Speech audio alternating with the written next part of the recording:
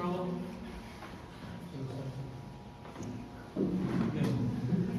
Yesterday we talked about the first resurrection, right? So we continue again the same thing, the same topic, yet we discuss further of what is there in the first resurrection. So we have topic precedence in the Old Testament. So this resurrection is not new thing in the New Testament. It's not just something that comes out suddenly. It's already there in the Old Testament. The concept of resurrection has root in the Old Testament. Job chapter 14 verse 14, 19, 26. So Psalm 49:15, Hosea chapter 6 verse 2, Isaiah chapter 26 verse 19, Ezekiel chapter 37 verse 12, Daniel 12:2. In Ezekiel chapter 37 verse 12 to 23, here is given there. Therefore prophesy and say to them, thus says the Lord God, behold, I will open your graves and raise you from your grave, O my people, and I will bring you into the land of Israel. And you shall know that I am the Lord when I open your graves and raise you from your grave, O my people. It is not literally talking about when this context was given. It's not literally talking about literalism, but it's metaphorical. But the sense of resurrection is found here in this passage. When he says raise, okay? Open your grave and raise you from the grave. So it has something to do with bringing back dead into alive. Okay? So this talks about. But Daniel chapter 12 verse 2 clearly mentions about that. Okay? Let us also read Job chapter 19 verse 25, 27 speaks of future resurrection and seeing God. Let's read Job. One of you read Job chapter 19 verse 25, 27. Job 19, 25, 27. For I know that my Redeemer liveth, and that he shall stand at the latter days upon the earth.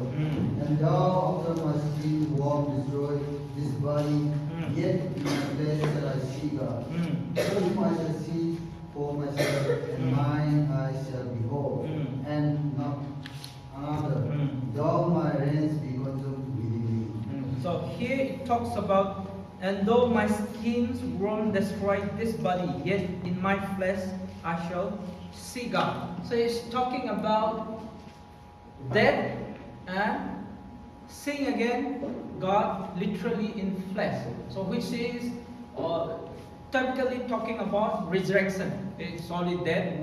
When we die, our body decay, right? Worms eat up our body. Yet Job is telling again that he would see literally again with that flesh God. Okay?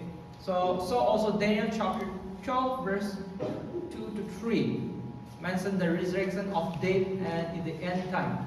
Let's read Daniel chapter 12 verse 2 to 3.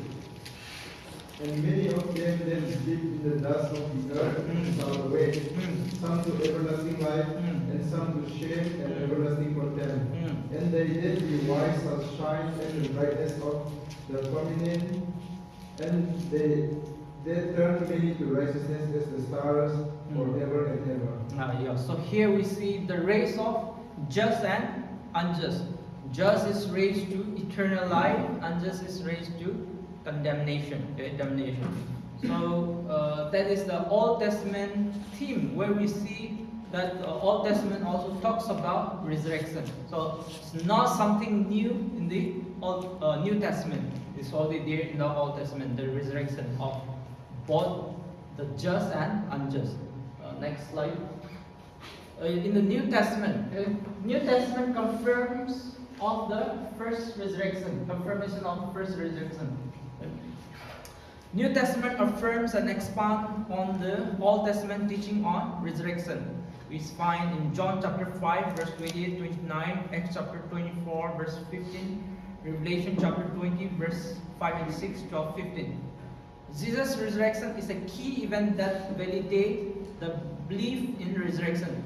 1 Corinthians chapter 15 verse 20, Colossians chapter 1 verse 18. The apostle also preached about the resurrection of believer in the future. Romans chapter 8 verse 8 to 10, 1 Corinthians chapter 15 verse 14, 17. So all this scripture portion talks about a coming event where we find that both the just and unjust will be resurrected, even though it does not happen at the same time. The New Testament has different timing, like yesterday we discussed that the just will rise first, and the unjust, the wicked, will rise at the end, where they will be raised for the white throne judgment. But just Christ in his teaching specifically mentioned in John chapter 5 verse 28-29. Can someone read John chapter 5 verse 28-29?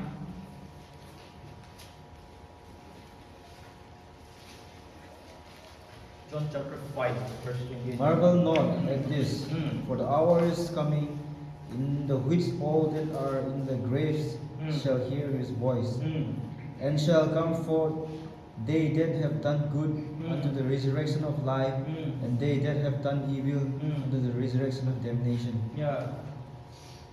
A person who does good, okay, believe in just Christ, would be resurrected to life, and also who have done evil, okay, would be resurrected to damnation. So here's a picture that is just a depiction, okay, where people are resurrected. It's just an animation, but it helps us to understand more. So the grave is there, and somehow people are resurrected. So we see the resurrected body being raised. This is just an animation. Another, second slide, next slide. Hope and assurance in first resurrection. How do we find hope? Okay? How do we, when we visit someone who is dead, in the family of death, how do we go and comfort them? Okay? So this doctrine helps us to comfort the family who are suffering. Okay? From a person a person who died in a family, okay, and the family member are suffering, how do we comfort them? Through the comfort of resurrection from the scripture. So the doctrine of first resurrection gives believer hope and assurance of eternal life. Jude 20:21. It provides comfort in the face of death and loss. This belief in resurrection encourages believers to persevere in faith. In John chapter 11 verse 25-26, okay, here we have, just say unto her, I am the resurrection and life. He that believe in me, though he were dead, yet shall he live. And whosoever live and believe in me shall never die. Believest thou this? Okay. This question was asked to Mary Magdalene. Mary, the sister of Lazarus. When Lazarus died, just came and told her this, okay, assuring her that he is life. He is the resurrection and the life. Okay? Anyone who believes in him, even though they die, will be resurrected again to live forever. So this passage is mostly, okay, read in funeral, especially in the when a person in the bereaved family, right? People come and read this, giving hope and assurance to the believer that the dead will rise again one day. That this death is not for eternity, but one day believers will rise again. Next, preparation for the first resurrection. Okay? So how do we prepare ourselves? Believers are encouraged to live in readiness for the first resurrection. So resurrection should not be something that a person should be unaware. Okay? As a believer, we should be aware that this life is not the end. There is life after death. And one day we would rise with a glorious body. We should be prepared for that. Okay? This involves remaining faithful to God and living in accordance with His teaching. What is given here in the scripture, okay, it helps us that we know that there is life after death and there will be resurrection one day. And so that is why today what we do, okay, should help us to remain faithful to the Word of God. What God wants us, we should work toward it, okay? Because there is resurrection, and there is reward. First resurrection is seen as reward for those who have lived a life of faith. 1 Thessalonians chapter 2 verse 19. Shall we read 1 Thessalonians chapter 2 verse 19?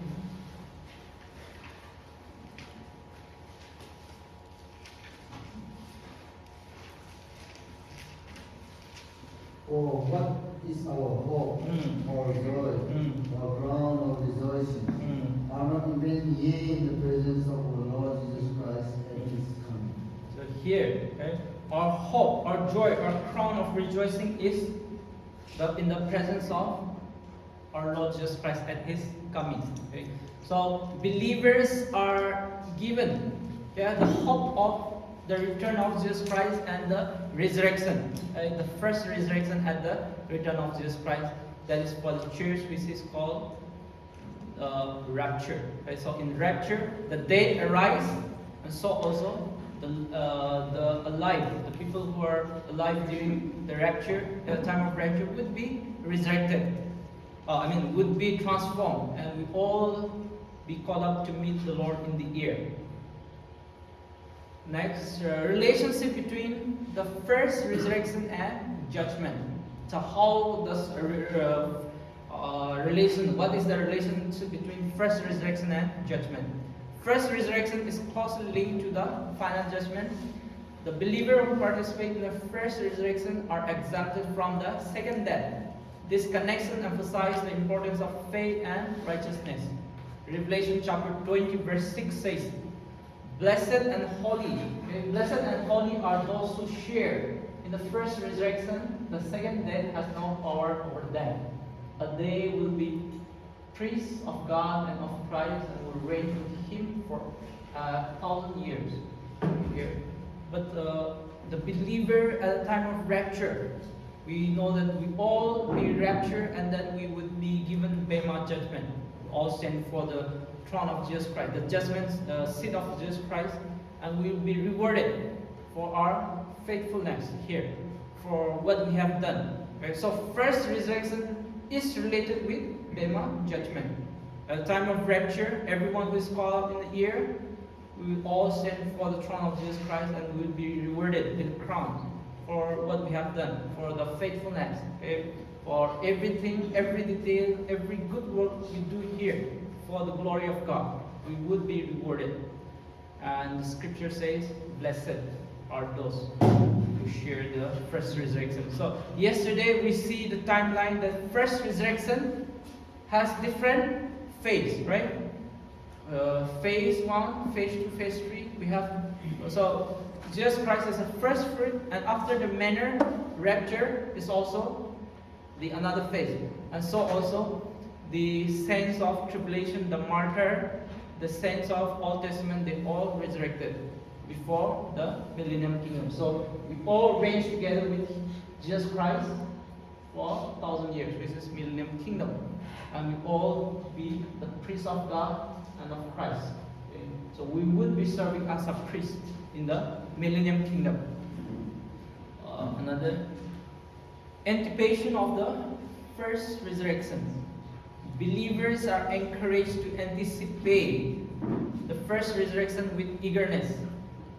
This event is seen as the culmination of God's redemptive plan. The first resurrection is a source of joy and hope for believer. Don T. Phillips says, rapture and resurrection, the blessed hope of all believer. Okay? Why we today have that blessed hope, why we are so blessed, why we say that I'm blessed, we are blessed, because we have the hope of resurrection, we have the hope of rapture. Okay? And we are encouraged every time. Every time we go persecution, we know that this is not the end. This is not the end of the world. We live here is not the end of our life. We have a realm beyond this world. We have a life beyond this world where we would enjoy, where we would be secure, where we would have a relationship, where we would have eternity with God forever. Okay? And this is the redemptive plan of God. So God has planned before the foundation of the world that we would all be saved, and we'll all have this consummation with Jesus Christ in the eternity where we all enjoy. Okay? So first resurrection gives us the source of joy and hope for believer. Next, contrast between first resurrection and second resurrection. So first resurrection is distinct from second resurrection in terms of timing and participant. So there is differences between first and second resurrection. So first resurrection has to do with the righteous. The second resurrection has to do with unrighteous. Why do people on the first resurrection are called righteous? Based on the work of Jesus Christ. Everyone who believes in Jesus Christ is saved. They are called saints. Okay? So based on that, they are called righteous. They are called worthy of participating in the kingdom of God, to be the citizen of the kingdom of God. So also first resurrection involves believers who are raised to eternal life. Okay? So first resurrection involves for a life that is for eternity, never to die again, never to taste death again. But the second resurrection include the judgment of include the resurrection of the wicked for judgment.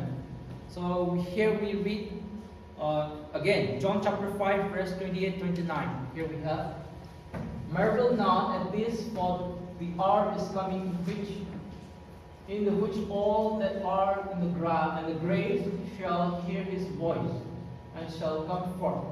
And they that have done good unto resurrection of life, and they that have done evil unto the resurrection of damnation. So there is resurrection of life, and there is resurrection of damnation. Okay? So both, the first is given, they that have done good. Okay? These people who how are their work counted as good? Because everyone who believes in Jesus Christ are saved. And this is not based on salvation. Salvation is based on grace of God. Salvation is purely by the grace of God, not by work. Okay? Not because someone do good, he go to heaven. No. Everyone who believes in Christ, Jesus Christ, and would go to heaven. And everyone would be rewarded. Okay? So that is what it's talking about. Okay? But who are evil? Okay? The person who rejected Jesus Christ, the gospel of Jesus Christ, are counted as evil. Okay? Are counted as person who walk after the will of the devil. So there is a very big contrast between first resurrection and second resurrection. And the time, right? Timing, first we have first resurrection, second resurrection. The name itself helps us to understand what is first and second. Okay? So the second resurrection is we find in the Revelation chapter 20 verse 12 to 15. Okay?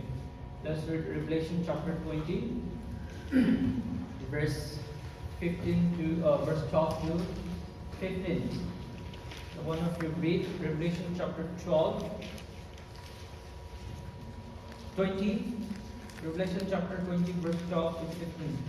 And I saw the dead, small and great, stand before God, and the books were opened, and another book was opened, which is the book of life. And the dead were judged out of which is in the book, which is the book of life. And the dead were judged out of those things which were written in the books according to their work. And the sea gave up the dead which were in it, and death and hell delivered up the dead which were in them, and they were just every man according to their work. And death and hell were cast into the lake of fire. This is the second death. And 15. And whosoever was not found written in the book of life was cast into the lake of fire. So second resurrection has to do with every person who died, resurrected again, yet without the glorified body. The first resurrection, every person who resurrected, God were resurrected with glorified body. Yet in the second resurrection, every person who resurrected has the same flesh and body like you and I have today. Okay? they'll all be resurrected. They will be judged at the great white throne of judgment, and then they would be judged according to their work, and then they will be sent into the lake of fire, okay, which is the scripture says in verse 14. This is the second day. So the purpose of second resurrection is for judgment and for second day. So person who does not believe in Jesus Christ died twice. One is a physical death and one is eternal separation with God. That is, they are thrown into the lake of fire for eternity. So celebration of the first resurrection. Next slide. The first resurrection is a cause for celebration and praise among believers. Okay? It's a cause of celebration. Okay? Isn't that wonderful? Isn't that we are happy to hear that we all be raised, and we would all be raised to be rewarded, and also we're raised to never die again, never taste. So it's a cause of celebration. That's why Peter says, even though you go through trials and temptation, remember this is joy. Okay, let's read 1 Peter chapter 1. 1 Peter chapter 1. Verse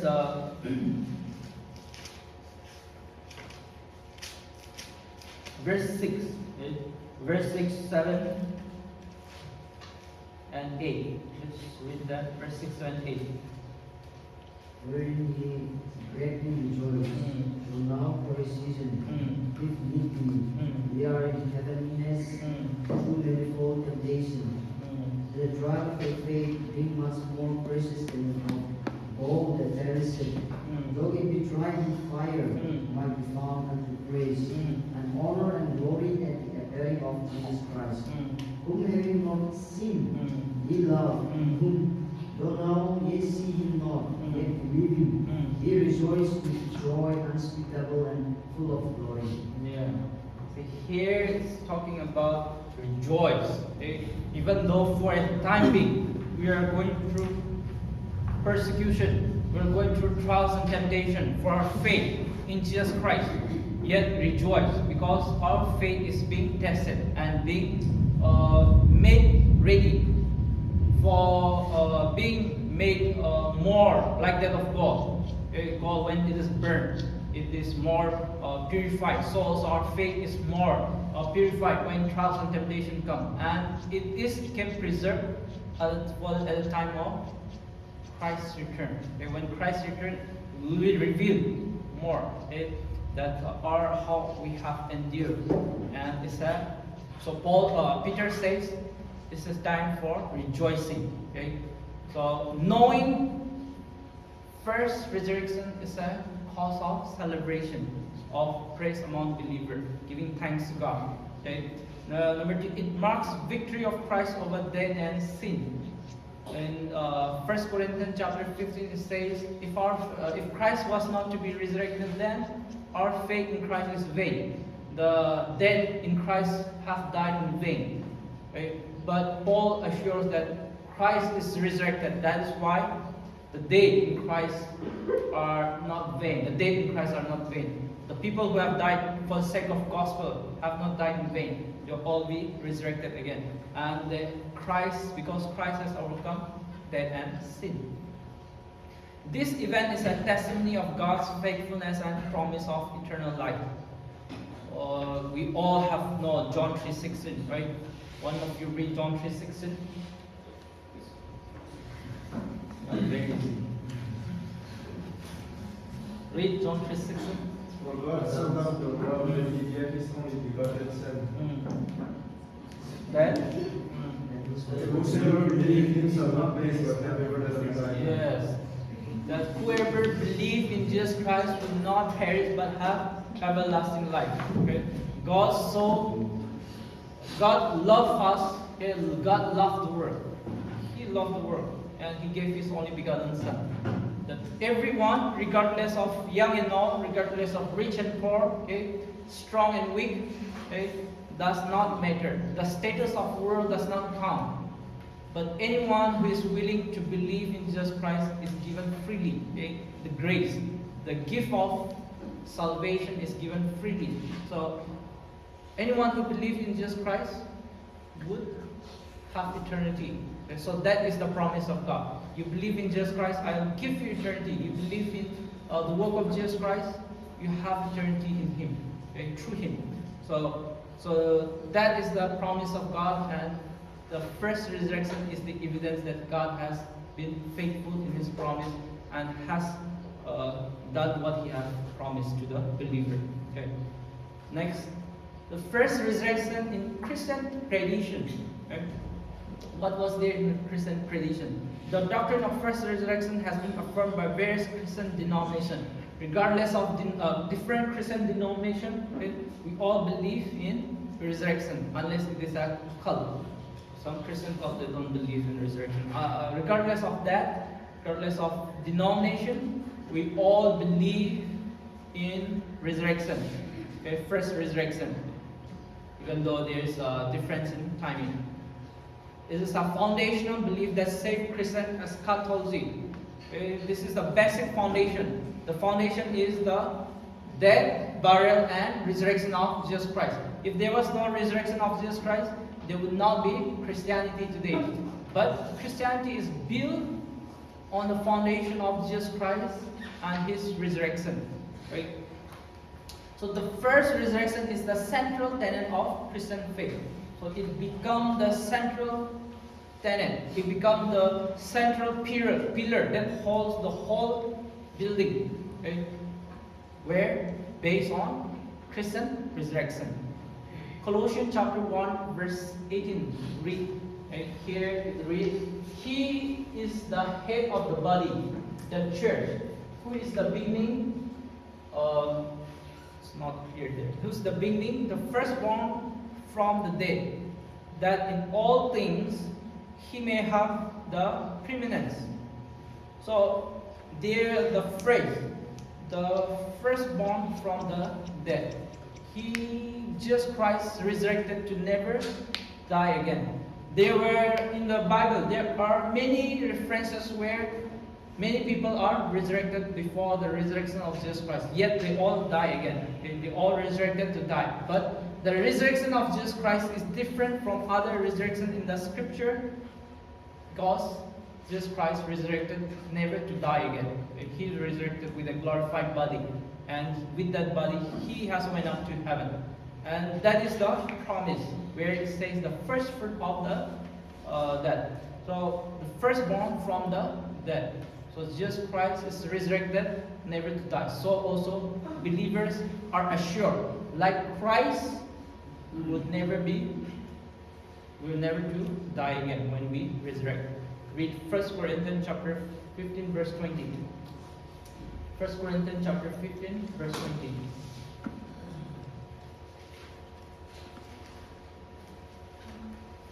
But now is Christ risen from the dead and become the first fruits of them that slept. Says, now Christ is risen from the dead, become the first fruit of them that slept. Okay? So Jesus Christ, the resurrection of Jesus Christ is not unlike the resurrection during His ministry. Like Lazarus, just for example. Okay? Lazarus was resurrected, but Lazarus died again. But Jesus Christ resurrected to never die again. So He became the first fruit of that who sleep. Okay? So every one of us would be resurrected again to never die. So that is the promise that we have in Jesus Christ. Next, application of the doctrine of first resurrection. Okay? Believers are encouraged to live in life of hope of the first resurrection. As a believer, we are to live in the life of hope of first resurrection. Okay? So 1 Peter chapter 1 verse 3 talks about that. Okay? We should always praise God for what He has done for us, for what Christ has done for us, for what Holy Spirit has done for us. If it were not God, we would all be still in the darkness, not having the hope of eternity. but it's all by the grace of God. So we are encouraged to live in the light of the hope of resurrection. Okay? And so also, these beliefs should impact how Christians view death and afterlife. How we view death, okay? How we view afterlife. There are some people who on the day of when they go to funeral, especially among when people die, they cry as if they are never to meet their beloved again. That should not be our view. We should know that death is not the end. As a Christian, we should know that death is a beginning of another journey. Okay?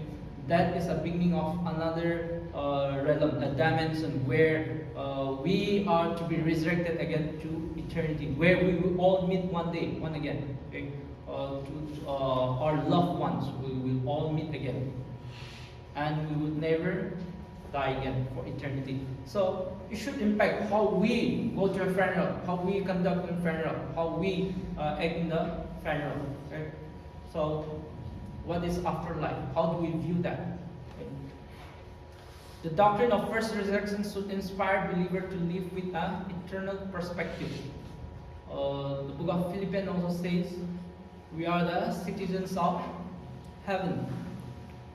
So that is why we should put our perspective to the future. Just Christ says in Sermon on the Mount, telling that lay not your treasure on this world, where moth, rust, thief come and destroy and take away. But lay up a treasure where moth, rust, and thief cannot break in and take. That is in heaven. Because where our treasure is, there our heart is. Jesus Christ says that. So how do we live here on this earth? If we live on the perspective of eternity, we would surely walk with that view, okay, for the glory of God. So that helps us to live out with a concept that we are going to be there in heaven, and that prepares us more. Okay? Thessalonians chapter 2, verse 19, read this. For what is our hope, or joy, or crown of rejoicing? Are not even ye in the presence of our Lord Jesus Christ at His second coming? So the best gift that we have, okay, the best, the day of the greatest rejoicing will be the day when we meet Jesus Christ in the air. That would be one of the most joyful day. Just imagine, okay, we all suppose Jesus Christ came today. We all transform in a twinkling of an eye. The dead raised first, and so also we transform our body, this body of corruption, and then of mortal into immortality, and we all are taken up, caught up in the air to meet the Lord. And when we meet the Lord, how joyous it would be. Okay, so that's why 1 Thessalonians chapter 2, verse 19 says, Paul encouraged the believer, have this faith, live with this joy, okay, because it would be a different day when we meet the Lord Jesus Christ. And the next slide. Challenges to the doctrine of first resurrection. Okay? There are many challenges to this doctrine. Right? Today, some skeptics question the validity and interpretation of the first resurrection. Some skeptics does not believe in afterlife. People say there is no thing called afterlife, there is no resurrection, there is no life after death. They question, how can you prove? Right? We cannot prove which we can conduct in a test tube or in a lab, science lab, and we can say this is the proof. No, we cannot. But we can be assured. How? Because Christ is resurrected. Because history has said that Christ has resurrected. And many people, the apostles, have seen Jesus Christ. The people who encountered Jesus Christ never lived to be the same person. They lived different. The apostles, before they encountered the resurrected Jesus Christ, they were all scared. Yet, after they see Jesus Christ, resurrected Jesus Christ, they all become bold. Apostle Paul, he was a persecutor of Christians. Yet, after he encountered Jesus Christ in the road of Damascus, he became the martyr for the gospel, for the sake of gospel. The change in life, we can be assured with that. So there's nothing to question about resurrection. Resurrection is for certainty. Yet the devil has deceived. Okay? The timing and nature of first resurrection are debated among scholars. There are many debates about the timing, okay, of resurrection, of first resurrection. Yet where there is theological debate, that it would never end, it will go on. But it depends on our faith. However, the doctrine of first resurrection remains a core belief for many Christians. Today, you and I have hope in eternity because of first resurrection, because of the doctrine of first resurrection. Without the doctrine of first resurrection, there is no hope of eternity, which we find in the book of Hebrew also. So, Satan is deceiver. Remember, the first work of Satan to the humanity was to deceive in the Garden of Eden. The woman was deceived first. His first act of temptation was to deceive. The woman was deceived. So also he is deceiving continuously today, even today. So that is why many people, there are many skeptics, there are many atheists, there are many non-believers who say that there is no so-called resurrection. And Satan is working actively to deceive many people to hell. Okay? So Revelation chapter 20 verse 10 read this. Okay? Revelation chapter 20 verse 10. And the devil that deceived them was cast into the lake of fire and brimstone, where the beast and the false prophet are, and shall be tormented day and night forever and ever. Look at the word that is used to describe, okay, to devil. The devil, the last word, the last thing that is spoken about devil is, his work is mentioned, that is deceiving. Okay? So it says the devil that deceive. Okay? So he is a deceiver. He is able to deceive many people to lure away from the truth. And many young people, the intellect today are going away from the truth. Okay? Because Satan has deceived them. Okay? Next slide, conclusion. The doctrine of first resurrection is a foundational belief in Christian theology. Without the doctrine of first resurrection, there is no foundation. Okay? There is no called Christianity. But what is the gospel of Jesus Christ preached in the according to Paul? Romans chapter 15. Let's read Romans chapter. 1 Corinthians chapter 15, verse 3 and 4. 1 Corinthians chapter 15. Someone read. For I deliver unto you first of all that which I also received, how that Christ died for our sins according to the Scriptures, and that he was buried, and that he rose again the third day according to the Scriptures. So here, verse 3 and 4 says what gospel he received. The gospel of death, burial, and resurrection. So this is the foundation that which the church is built on. Okay? The foundation of Jesus Christ, based on the foundation of the resurrection of Jesus Christ, the gospel of Jesus Christ. So without the resurrection, there is no Christianity. Number 2, it provides hope, assurance, and comfort to the believer. Even though we go through trials and temptation, we have hope. We have assurance because Christ is resurrected, and we are assured that today, even though we die, we'll be resurrected again. Even though we die, this is not the end of the world. This is not the end of the life.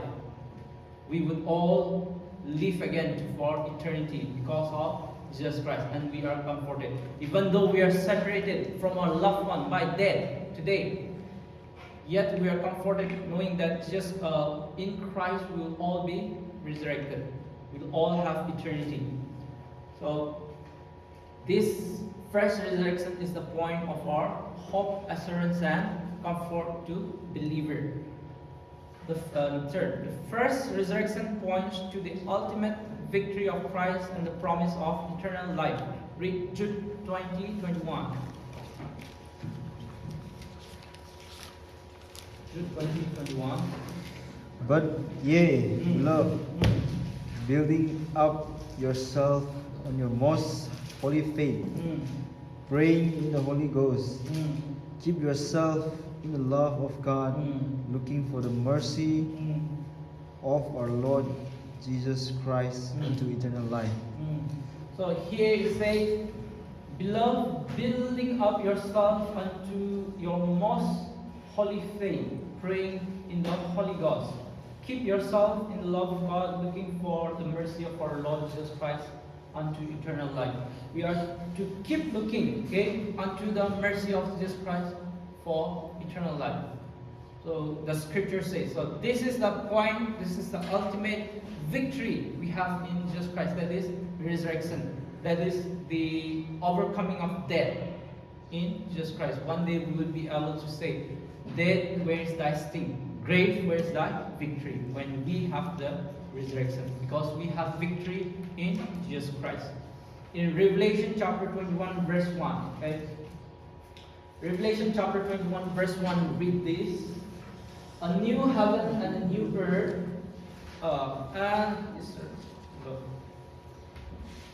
Revelation chapter 21 verse 1. And I saw a new heaven and a new earth, for the first heaven and first earth were passed away, and there was no more sea. We would be resurrected to live in this new heaven and new earth because of Jesus Christ and the salvation that He has provided us. And this is the blessed hope that we have. We would live never to die again and to live in as a citizen of new heaven and new earth, okay, where we will all enjoy. So, okay.